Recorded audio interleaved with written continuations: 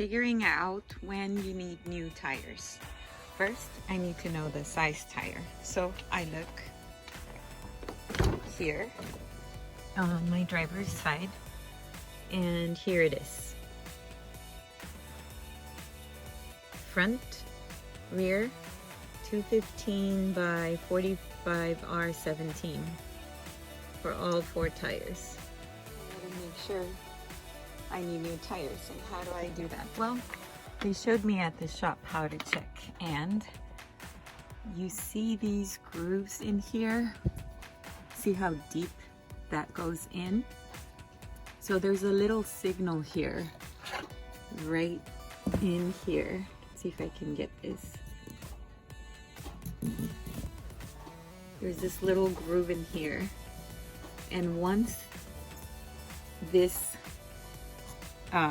the tire wears out, this part starts to thin out. Oh Jesus, what is that? There's a lot of interesting bugs here in my parents' yard.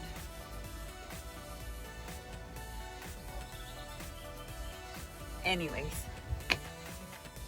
okay, so you see this little, so that, as I was saying, the tire wears out, and so it starts to thin, and it'll eventually, once it gets, this is your little signal here.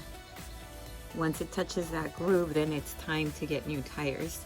And what I like about this is that you can find the little grooves right here. See this arrow? So you just go into here and you'll fill the groove.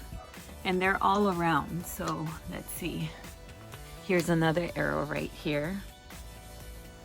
And so I shall find another little groove in there. Let's see.